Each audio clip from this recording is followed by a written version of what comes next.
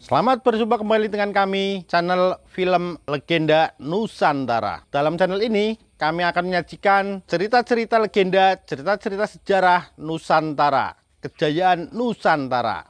Semoga kita semua akan menyadari bahwa negara kita, Nusantara, adalah negara yang sangat luar biasa. Salam NKRI. Kemelut Belambangan bagian 91. Kaladama dan Kalajana menjadi marah bukan main dan mereka melompat turun dari pendapa lalu menyerang Parmadi yang sudah tiba di bawah pendapa. Parmadi menyambut mereka dengan senjata seruling gadingnya.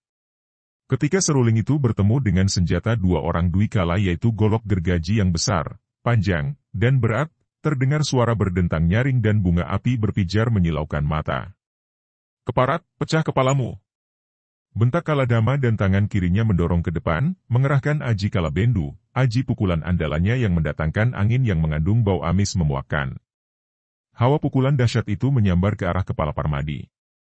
Akan tetapi Parmadi yang mengenal aji pukulan ampuh, cepat mendorongkan tangan kirinya pula menyambut, bres. Bahkan para murid Bromo Dadali yang bertempur melawan pasukan Madura yang terdiri dari 30 orang itu, merasa tergetar oleh beradunya dua tenaga dahsyat itu.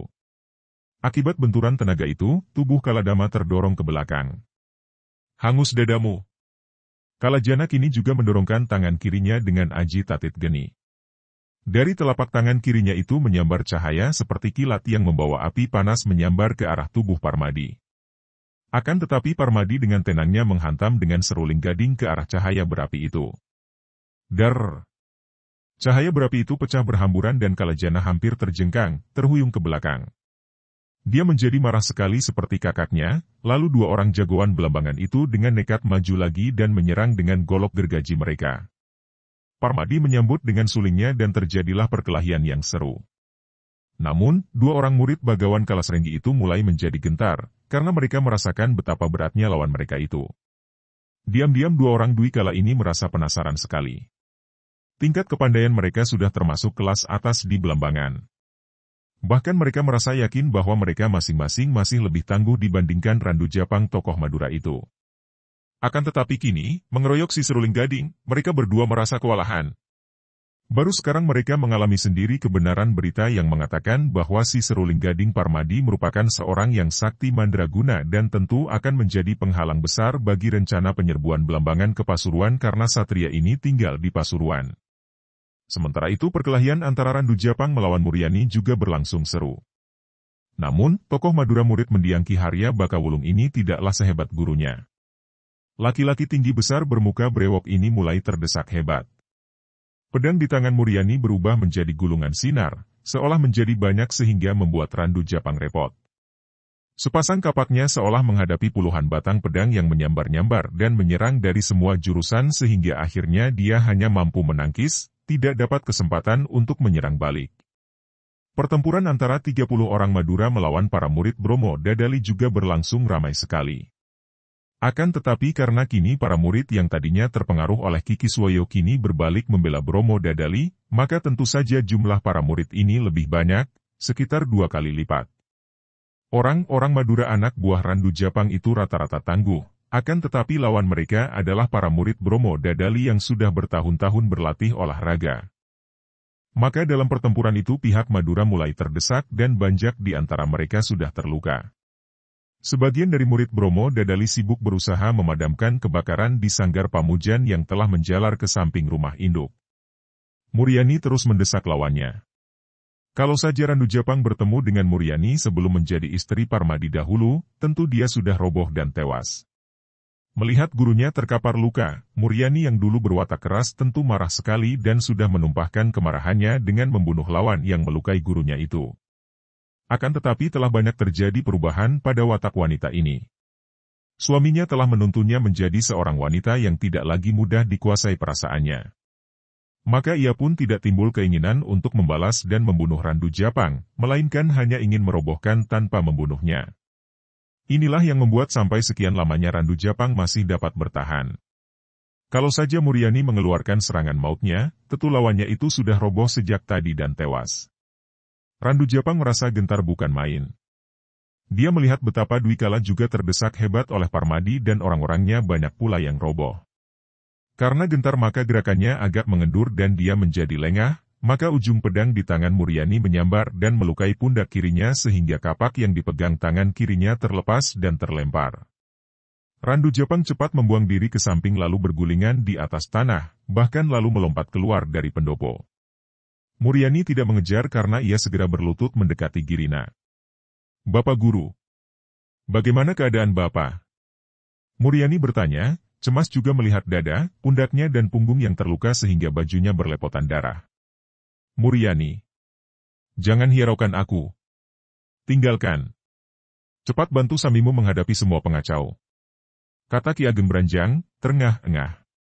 Muryani menoleh dan melihat betapa pertempuran masih berlangsung, sungguh pun kini pihak Bromo Dadali berada di atas angin. Juga ia melihat Sanuri masih berkelahi mati-matian melawan Kiswoyo. Ia lalu memanggil 2 orang murid Bromo Dadali yang berada paling dekat.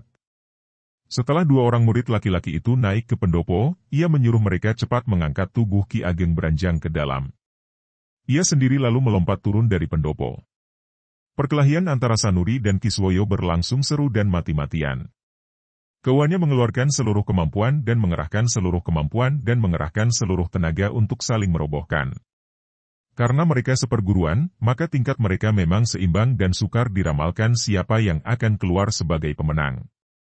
Tidak ada murid Bromo Dadali lain yang mencampuri pertandingan ini karena pertandingan ini di antara 2 orang murid utama yang biasanya juga melatih para murid mewakili Ki Ageng Branjang. Karena 2 orang murid utama itu berada terdekat dengan pendopo, maka Muryani menghampiri mereka. "Hei, mengapa kalian saling hantam sendiri?" tegurnya ketika melihat Sanuri berkelahi mati-matian melawan Kiswoyo. "Adi Muryani, dia pengkhianat. Dia bersekongkol dengan para penyerang," kata Sanuri. "Jahanam!" Muryani menerjang dan biarpun Kiswoyo mencoba untuk menghindarkan diri, tetap saja tamparan tangan Muryani mengenai pundaknya, membuat dia terpelanting jauh. Beberapa orang murid Bromo Dadali yang sudah tahu akan pengkhianatan Kiswoyo menyambut dengan serangan senjata mereka. Tak dapat dihindarkan lagi, tubuh Kiswoyo menjadi korban amukan sehingga dia tewas seketika. Kaladama dan Kalajana yang memang sudah repot dan terdesak menghadapi Parmadi, melihat betapa Randu Japang melarikan diri, Kiswoyo roboh dan tewas dan anak buah Randu Japang juga sudah kewalahan. Maka tanpa diperintah lagi, mereka berdua melompat jauh ke belakang dan melarikan diri. Parmadi juga tidak mau mengejar. Dia bertemu Muryani dan suami istri ini lalu membantu para murid Bromo Dadali menghadapi anak buah Randu Japang. Para prajurit Madura memang sudah kewalahan menghadapi murid Bromo Dadali yang jauh lebih besar jumlahnya, apalagi kini ditambah suami istri yang gagah perkasa itu. Mereka tidak kuat bertahan lagi. Banyak di antara mereka yang roboh terluka, bahkan ada 6 orang yang tewas. Melihat betapa Randu Japang dan Dwikala melarikan diri, tentu saja hilang nyali mereka dan mereka pun berserabutan melarikan diri sambil menolong teman-teman yang terluka dan meninggalkan mayat teman-teman yang tewas. Kebakaran pun dapat dipadamkan. Para murid Bromo Dadali merasa gembira bahwa mereka dapat mengalahkan dan mengusir musuh dan di pihak mereka hanya terdapat beberapa orang yang terluka. Akan tetapi kegembiraan ini segera berubah menjadi kedukaan ketika mendengar bahwa Ki Ageng Branjang tewas karena luka-luka yang dideritanya.